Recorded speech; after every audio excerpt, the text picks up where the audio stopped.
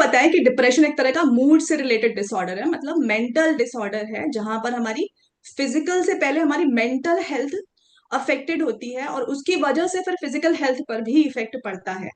क्योंकि अगर mental level ठीक नहीं है इंसान का, तो ऑब्वियस है कि वो फिजिकली भी चीजें ठीक से नहीं कर पाता है। और डिप्रेशन को जैसे हम जानते हैं, जिन लोगों को डिप्रेशन का प्रॉब्लम है उन लोगों को वैसे तो बहुत लोग लाइटली लेते हैं, बट एक्चुअली डिप्रेशन के टाइम पर लोगों को बहुत ऐसे उदासी लगती है, कोई किसी चीज में मन नहीं लगता है, इंटरेस्ट नहीं आता है। कुछ लोगों को भूख नहीं लगती है, कुछ लोगों को नींद नहीं आती है, तो अलग अलग तरह के सिम्टम्स दिखते हैं लोगों को।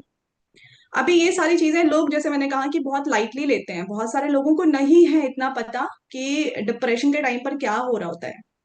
तो यहाँ पर ये सबसे पहले इंपॉर्टेंट है समझना कि डिप्रेशन के टाइम पर क्या होता है, क्यों ये सारे सिम्टम्स दिखते हैं।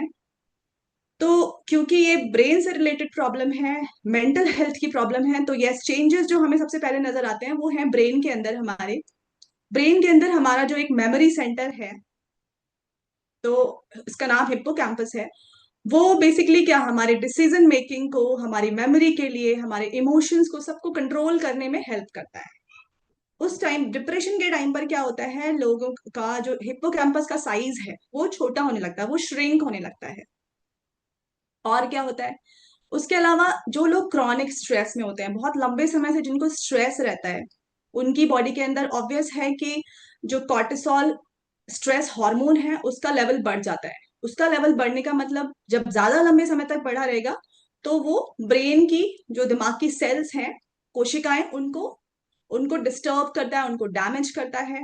और उसके अंदर जो हमारे ब्रेन के अंदर अलग अलग तरह के न्यूरो ट्रांसमीटर्स हैं। न्यूरो का मतलब होता है ब्रेन, और ट्रांसमीटर मतलब जो सिग्नल को एक जगह से दूसरी जगह पहुंचा रहे होते हैं। तो जो न्यूरो ट्रांसमीटर्स का हमारे ब्रेन के अंदर काम करते हैं, उनका जो काम है वो डिस्टर्ब्ड हो जाता है, क्योंकि कॉर्टिसोल का लेवल बहुत बढ़ गया है लंबे समय से क्रॉनिक स्ट्रेस की वजह से।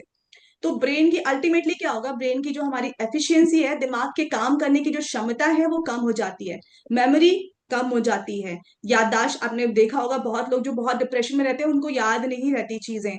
उनका इमोशंस पे कंट्रोल नहीं होता है, वो कभी भी रोते हैं, कभी भी उनको ऐसे सैड फील होने लगता है। तो ऐसे अलग अलग तरह के इमोशनल चेंजेस या मूड स्विंग्स ये जिसको मुझे कहते हैं, भी होता वो है। नजर आते हैं।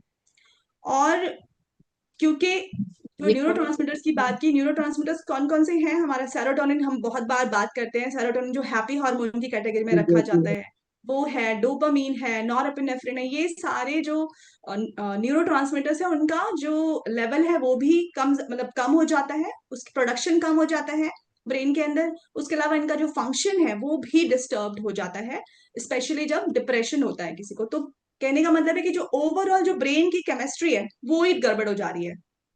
तो ऑब्वियस है कि ब्रेन ठीक से काम नहीं कर पाएगा।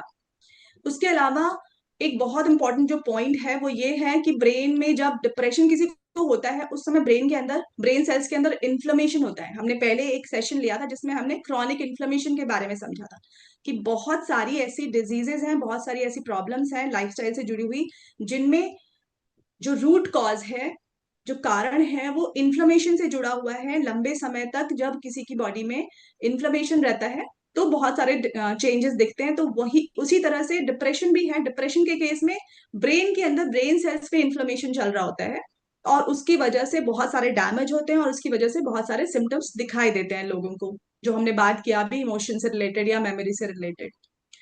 अब क्रॉनिक इन्फ्लेमेशन किस तरह से लिंक्ड है, अगर हम इसकी बात करें, तो यस, हमें ये पता है कि अलग अलग फैक्टर्स होते हैं, हम पहले भी समझ चुके हैं। बायोलॉजिकल फैक्टर्स होता है, डिप्रेशन के कई सारे फैक्टर्स हो सकते हैं, बायोलॉजिकल भी हो सकता है या साइकोलॉजिकल हो सकता है, किसी तरह का कुछ ऐसा ट्रॉमा है, या इन्वायरमेंटल फैक्टर हो सकता है।